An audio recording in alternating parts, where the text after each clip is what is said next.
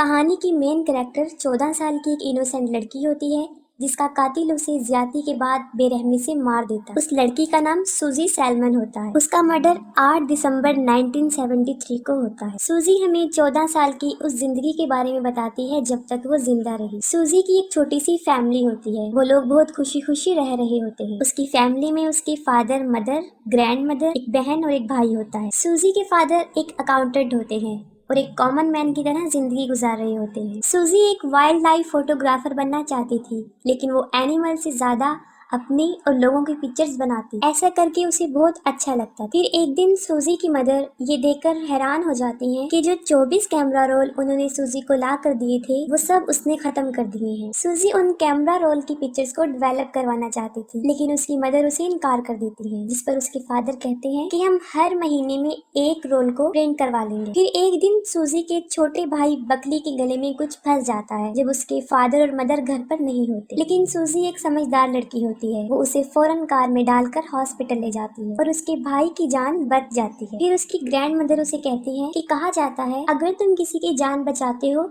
तो तुम्हारी जिंदगी लंबी हो जाती है। सूजी एक हाई स्कूल में पढ़ती है जो उनसे घर के थोड़े फासले पर ही होता है और वो स्कूल से पैदल घर आया करती थी और अक्सर वो शॉर्टकट रास्ता भी लेती थी। वो शॉर्टकट रास्ता खेतों में होता था। सूजी के घर से कुछ फासले पर एक सीजेबल हॉल होता है जिसमें लोग अपनी जायाशुदा और फालतू चीजें डालते थे और वो हॉल उन्हें निगल जाता था। वहाँ से कुछ फासले पर एक लड़की रुथ कॉर्नर रहती थी। वो लड़की सुपर नेचुरल चीजों को महसूस कर सकती थी, इसलिए लोग उसे अजीबोगरीब निगाहों से देखते थे। सूजी अपने कॉलेज में एक सीनियर लड़का जिसका नाम रे होता है वो उसे पसंद करती है, लेकिन उससे कभी इजहार नहीं करती क्योंकि वो डरती और बदले में रे भी सूजी को लाइक करता था। फिर एक दिन कॉलेज में वो सूजी को मिलता है और उसे मॉल में मिलने के लिए बुलाता है। ये सुनकर सूजी काफी खुश हो जाती है और साथ में रे उसे एक लेटर देता है।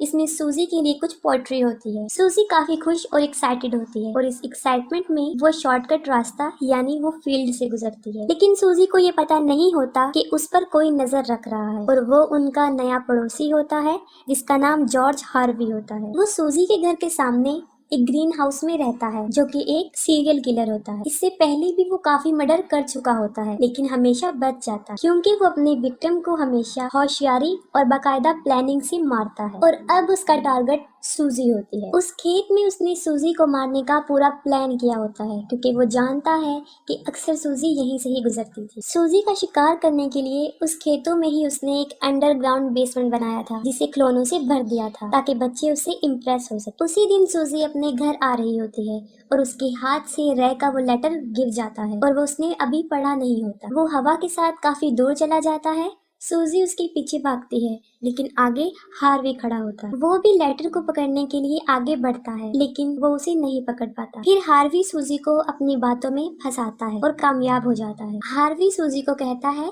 कि मैंने कुछ बनाया है जो मैं तुम्हें दिखाना चाहता हूँ और सूजी इस पर राजी भी हो जाती है क्योंकि वो 14 साल की बच्ची होती है जो कि इतनी मेच्योर नहीं होती। उस दिन वो रे की वजह से भी काफी खुश होती है और इस एक्साइटमेंट में वो चली जाती है क्योंकि वो अच्छी चीजों को काफी पसंद करती है। फिर सूजी हार्वी के साथ बेसमेंट में चली जाती है और वहाँ पर वो वही करता है जो उसे अच्छा लगता है। वो वहीं पर सूजी को अपनी ज्यादती का शिकार बनाकर उसे बेरहमी से मार देता है और इसके बाद उसके टुकड़े कर देता है। क्योंकि ये मूवी एक सुपर नेचुरल मूवी है जिसमें काफी अप्स डाउन है। फिर हम देखते हैं कि जब सूजी उस बेसमेंट में होती है तो वो अपनी जान बचाकर वहाँ से भाग जाती है और यहाँ पर हमें लगता है कि सूजी शायद बच गई होती है, लेकिन एक बहुत अजीब चीज होती है। वो सड़क पे अपने डैड को देखती है जो उसकी फोटो लिए लोगों से उसके बारे में पूछ रहे होते हैं। सूजी उन्हें आवाज देती है लेकिन वो उसकी नहीं सुनते और सूजी इमेजिनेशंस की दुनिया में चली जाती है। ऐसा इसलिए होता है क्योंकि सूजी तो मर चुकी होती है और ये असल में उसकी सोल होती है जो ना तो अर्थ पर होती है और ना ही हेवन में, बल्कि एक ऐसी दुनिया में होती है जो अर्थ और हेवन के बीच में होती है। लेकिन सूजी अर्थ और हेवन की फीलिंग्स ले सकती थी। सूजी के मिसिंग होने से उसके मदर और फादर काफी टेंशन में आ जाते हैं और फौरन पुलिस को इन्फॉर्म कर देते हैं। फिर सूजी को भी पता चल जाता है कि अब वो नहीं रही, वो मर चुकी है। फिर सूजी अपने कातिल को देखती है यानी हार्वी को, जो बाथ टब में लेटा होता है और वो खुद को सूजी के ब्लड से साफ कर रहा होता है। सूजी के फादर में एक एबिलिटी होती है, वो शीशे के जार में शिप्स को बना सकते। एक दिन जब वो ये काम कर रहे होते हैं तो सूजी पूछती है कि आप ऐसा क्यों करते हैं, जिस पर उसके फादर उसे जवाब देते हैं कि ये मेरी हॉबी है और हॉबी आपको आपके पसंदीदा काम से जोड़ देती है और तब तक जोड़ के रखती है जब तक आप उस काम को खत्म नहीं कर ले। और ये बात सूजी से काफी रिलेट होती थी क्योंकि वो खूबसूरत रिश्ते, खूबसूरत यादों को छोड़ के चली जाती है। मरने के बाद भी सूजी की रूह को सुकून नहीं मिलता और वो अपने किसी मिशन को पूरा करने के लिए उसी दुनिया में रह जाती है जो अर्थ और हेवन के बीच में होती है। उसकी मिशन में रैग के लिए उसके दिल में प्यार, अपनी फैमिली के लिए प्यार और अपने कातिल से बदला इंतकाम उसे हेवन में जाने नहीं देता। जिस रात सूजी का मर्डर होता है उसी रात रुथ कॉर्नर उसे सड़क पर देख लेती है और सूजी भी उसे। ये वो वक्त होता है जब सूजी मर चुकी होती है और उसकी सोल यहाँ से जा चुकी होती है और रुथ कॉर्नर को वो लेटर मिल जाता है जो रे ने सूजी को दिया होता है। सूजी एक ऐसी दुनिया में होती है जहाँ पर टाइम की कोई लिमिट नहीं होती, मगर असल दुनिया में टाइम काफी गुजर चुका होता है। इन्वेस्टिगेशन के दौरान पुलिस को सूजी की हैट मिल जाती है जो उसकी माँ ने उसके लिए बनाई थी। काफी वक्त गुजर चुका होता है और पुलिस वालों को ये बात समझ में लग जाती है कि सूजी मर चुकी है और उसकी माँ भी इस बात को एक्सेप्ट कर लेती है। लेकिन उसके फादर हार नहीं मानते। सूजी के फादर उससे बहुत प्यार करते थे, तभी सूजी अपने फादर के लिए सुपरनैचुरल इवेंट्स क्रिएट करती रहती थी जिसकी वजह से उसके फादर उसे महसूस कर लेते। उसके फादर ये तय कर लेते हैं कि वो उसके कातिल तक जरूर पहुंचेंगे क्योंकि काफी दिन गुजर चुके होते हैं और उसका कातिल भी पकड़ा नहीं जाता। सूजी की मदर की हालत भी काफी खराब होती है। उन्हें एक जॉब की ऑफर आती है और वो अपनी फैमिली से दूर वहाँ पर चली जाती। सूजी के फादर अपने प्रॉमिस को पूरा करते हैं,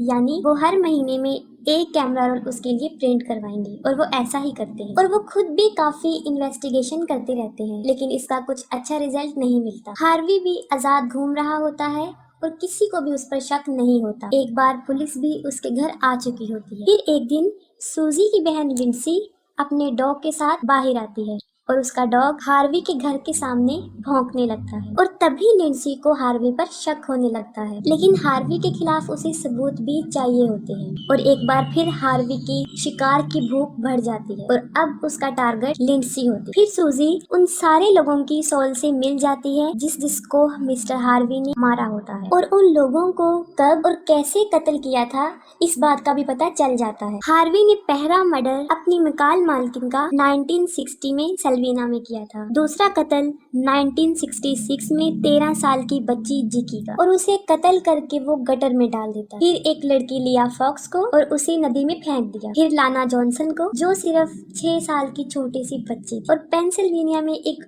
और छोटी सी बच्ची को मार दिया। और इन सब के बाद उसकी शिकार सूजी बन गई। इतने सारे मर्डर्स के बाद भी वो आजाद घूम रहा था लेकिन सूजी की सोल उससे इंतकाम लेना चाहती। सूजी को मरे हुए 11 महीने गुजर चुके होते हैं और उसके फादर अभी भी कातिल की तलाश में घूमते फिरते हैं और सूजी के कैमरे का आखिरी रोल भी वो प्रिंट करवा लेते हैं और आखिरी रोल की फोटोज में वो देखता है कि जब सूजी फूलों की पिक्चर बना रही होती है तो हार्वी भी उसमें आ जाता है। फिर जैक को अचानक से ख्याल आता है कि शायद इसी ने मेरी बेटी के साथ कुछ किया। वो उसके गार्डन की तरफ जाता है और उन्हीं फूलों की तरफ देखता है जिसे सूजी ने तस्वीर में कैप्चर किया था जो कि अब मुरझा चुके थे। अचानक से जैक के हाथ में एक फूल फ्रेश हो जाता है जो सिर्फ जैक ही देख सकता है। इसके बाद वो हार्वी को मशकूक निगाहों से देखना शुरू कर देता है। हार्वी लकड़ी का एक जाल बना रहा होता है लेकिन जैक को ये नहीं पता होता कि ये उसकी बेटी लिंसी के लिए बन रहा है। लेकिन नजरों ही नजरों में जैक उसके इरादे को समझ जाता है और हार्वी को भी शक हो जाता है और वो अपने घर की तरफ भाग जाता है। जैक भी उसके पीछे चला जाता है लेकिन उसके पास कोई सबूत नहीं होता और पुलिस उसे ही कसूरवार समझती है। पुलिस वाले उसे कहते हैं कि तुम ऐसे ही किसी को इल्जाम नहीं दे सकते, लेकिन लिंसी को पूरा यकीन होता है कि हार्वी ही कातिल है। और एक दिन जब हार्वी अपने घर पे नहीं होता तो लिंसी उसके घर में चुपके से जाकर तलाशी लेती है। वहाँ पर उसे एक डायरी मिलती है जिसमें सूजी की फोटो और उसके बाल लगे होते हैं और सूजी को मारने की पूरी प्लानिंग का स्केड्यूल भी। ठीक उसी वक्त हार्वी भी घर पर आ जाता है। उसे शक होता है कि घर में कोई है और वो उसी जगह की तरफ भागता है जहाँ उसने डायरी छुपाई होती है और फौरन वहाँ से लिंसी भागने में कामयाब हो जाती है। फिर हार्वी वहाँ से भागने की कोशिश करता है और अपना सारा सामान पैक करना शुरू हो जाता है। लिंसी वो पुलिस को देती है लेकिन अब काफी देर चुकी होती है। वो लोग लेट हो जाते हैं क्योंकि हार्वी भाग चुका होता है और जाने से पहले वो उस लॉकर जिसमें सूजी की लाश होती है उसको भी ठिकाने लगा जाता है और उसी सीजिबल हॉल में डाल देता है। ये करके वो वहाँ से भाग जाता है और काफी टाइम गुजरने के बाद एक वक्त दिखाया जाता है जब वो फिर से कोई शिकार करने लगता है और वो एक पहाड़ की बुलंदी पर खड़ा होता है और सडनली उसके ऊपर बर्फ का एक छोटा सा टुकड़ा गिरता है जिससे उसका पाँव स्लिप हो जाता है। वो वहाँ से गिर जाता है जिससे उसकी सारी हड्डियाँ टूट चुकी होती है और मौके पर ही मर जाता है। और यहाँ पर सूजी का रिवेंज भी पूरा हो जाता है क्योंकि रुथ कॉर्नर सुपर नेचुरल चीजों को महसूस कर सकती थी और रे भी वहाँ उसके पास होता है। रुथ कॉर्नर अपने अंदर सूजी की सोल को बुलाती है और आखिरी बार रे से मिलती है। वक्त गुजरने के साथ साथ सूजी के फादर और मदर भी रिलैक्स हो जाते हैं और सूजी हेवन में चली जाती है क्योंकि वो अपने रिवेंज और अपने मिशन में पूरी उतरती। उसका मिशन पूरा हो जाता है और यहाँ पर मूवी भी एंड हो जाती है।